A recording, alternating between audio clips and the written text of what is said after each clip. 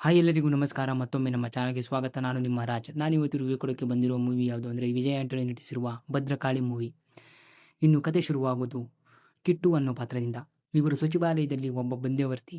ಒಂದು ರೀತಿ ಒಬ್ಬ ಭಿಕ್ಷುಕನನ್ನು ಸಿರಿವಂತನಾಗಿ ಮಾಡಬಲ್ಲ ಅಥವಾ ಒಬ್ಬ ಪೊಲೀಸ್ ಅಧಿಕಾರಿಯನ್ನು ಕಾನ್ಸ್ಟೇಬಲ್ ಆಗಿ ಕೆಳಗಿಳಿಸಬಲ್ಲ ಸಾಮರ್ಥ್ಯ ಇರೋ ವ್ಯಕ್ತಿ. ಉನ್ನತ ಅಧಿಕಾರಿಗಳು ಸಹ ಇವರನ್ನು ಅವಲಂಬಿಸಿ ಇರುತ್ತಾರೆ. ಪ್ರತಿ ಸಹಾಯಕ್ಕೂ ಒಂದು ಬೆಲೆ ಇರುತ್ತದೆ. ಕತೆ ತಿರುವು ಪಡೆಯುವುದು ಕಿಟ್ಟು ರಾಜಕೀಯ ತಂತ್ರಜ್ಞ ಅಭಯಂಕರ್ ಶಂಕರ್ ಜೊತೆ ಎದುರಾದಾಗ ಶಂಕರ್ ಭಾರತದ ಅಧ್ಯಕ್ಷರಾಗುವ ಸನಿಹದಲ್ಲಿ ಇರುತ್ತಾರೆ.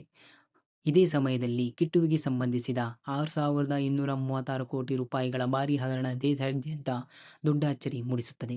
ಕಿಟ್ಟುವಿನ ಸಾಮ್ರಾಜ್ಯ ಹೇಗೆ ಕುಸಿಯುತ್ತದೆ ಮತ್ತು ರಾಜಕೀಯ ಈ ಜಾಲದಲ್ಲಿ ಮುಂದೆ ಏನಾಗುತ್ತದೆ ಅನ್ನೋದೇ ಭದ್ರಕಾಳಿ ಚಿತ್ರದ ಮುಖ್ಯ ಕಥಾ ಹಂತರ. ಇನ್ನು ಈ ಚಿತ್ರದಲ್ಲಿ ಪಾತ್ರಗಳು ಮತ್ತು ನಟನೆ ಹೇಗೆ ಕೆಲಸ ಮಾಡಿವೆ ಎಂದು ನೋಡೋಣ. ವಿಜಯ್ ಆಂಟೋನಿ ಅವರು ಈ ಸಿನಿಮಾದ ಮಲ್ಟಿಪಲ್ ರೋಲ್ನಲ್ಲಿ ಕಾಣಿಸಿಕೊಂಡಿದ್ದಾರೆ. ಅವರ ನಟನೆ ಎಂದಿನಂತೆ ಪ್ರಭಾವಶಾಲಿಯಾಗಿದೆ. ಈ ಹಿಂದೆಗಿಂತ ಹೆಚ್ಚು ಸ್ಟೈಲಿಶ್ ಆಗಿ ಆಕ್ಷನ್ನಲ್ಲಿ ಕಾಣಿಸಿಕೊಂಡಿದ್ದಾರೆ. ವಿಶೇಷವಾಗಿ ತಮ್ಮ ಪಾತ್ರದ ಗಂಭೀರತೆ ಮತ್ತು ರಾಜಕೀಯ ಎಳೆಗಳನ್ನು ಅದ್ಭುತವಾಗಿ ನಿಭಾಯಿಸಿದ್ದಾರೆ. ರಾಜಕೀಯ ತಂತ್ರಜ್ಞನಾಗಿ ಸುನಿಲ್ ಕೃಪಲಾನಿ ಅವರ ನಟನೆ ಮೆಚ್ಚುವಂತಿದೆ. ವಿಜಯ್ ಆಂಟೋನಿ ಅವರಿಗೆ ಸಮನಾಗಿ ನಿಂತು ನಟಿಸಿದ್ದಾರೆ. ಇನ್ನು ವಾಘಾ ಚಂದ್ರಶೇಖರ್, ತೃಪ್ತಿ ರವೀಂದ್ರ, ಮಾಸ್ಟರ್ ಕೇಶವ್ ಸೇರಿದಂತೆ ಹಲವರು ತಮ್ಮ ಪಾತ್ರಗಳಿಗೆ ನ್ಯಾಯ ಒದಗಿಸಿದ್ದಾರೆ. ನಿರ್ದಿಷ್ಟವಾಗಿ ಹೇಳಬೇಕೆಂದರೆ ಹಳೆಯ ಮನುಷ್ಯರೊಬ್ಬರು ಮಗುವಿಗೆ ರಾಜಕೀಯದಲ್ಲಿ ವಿವರಿಸುವ ದೃಶ್ಯ, ಹಗರಣದಲ್ಲಿ ಬಹಿರಂಗಪಡಿಸುವಿಕೆ ಮತ್ತು ಕಿಟ್ಟು ಅವರ ಆರಂಭಿಕ ದೃಶ್ಯಗಳು ಪ್ರಭಾವ ಬೀರುತ್ತವೆ. ತೃಪ್ತಿ ರವೀಂದ್ರ ಅವರ ಪಾತ್ರ ಇನ್ನಷ್ಟು ಅಭಿವೃದ್ಧಿಪಡಿಸಬಹುದಿತ್ತು ಎಂದು ಅನಿಸುತ್ತದೆ. ಇನ್ನು ಈ ಚಿತ್ರದ ಪ್ಲಸ್ ಪಾಯಿಂಟ್ ವಿಷಯಕ್ಕೆ ಬಂದರೆ ಅರುಣ್ ಪ್ರಭು ಅವರು ಶಂಕರ್ ಶೈಲಿಯಲ್ಲಿ ರಾಜಕೀಯದ ಬಗ್ಗೆ ಗಂಭೀರವಾಗಿ ಕಥೆಯನ್ನು ಪ್ರಸ್ತುತಪಡಿಸಿದ್ದಾರೆ. ಚಿತ್ರಕಥೆ ಹೆಚ್ಚಿನ ಭಾಗದಲ್ಲಿ ಕುತೂಹಲಕಾರಿ ಸಾಗುತ್ತದೆ.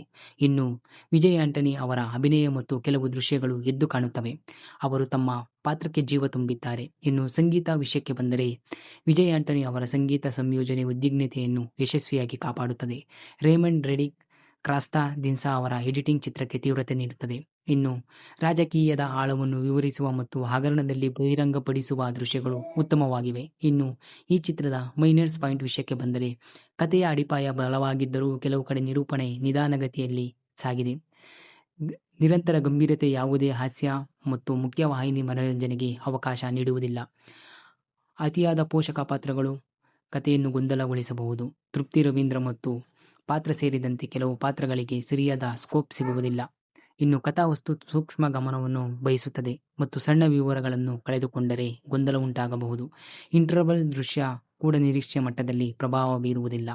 ಇನ್ನು ಈ ಚಿತ್ರದ ಬಗ್ಗೆ ನನಗೆ ಅನಿಸಿದ್ದು ಹೇಳಬೇಕೆಂದರೆ ವಿಜಯ್ ಆಂಟೋನಿ ಅವರ ಭದ್ರಕಾಳಿ ಒಂದು ಬಲವಾದ ನಟನೆ ಮತ್ತು ಕೆಲವು ಪ್ರಭಾವಶಾಲಿ ದೃಶ್ಯಗಳೊಂದಿಗೆ ರಾಜಕೀಯ ನಾಟಕದ ಅಭಿಮಾನಿಗಳಿಗೆ ಇಷ್ಟವಾಗಬಹುದು.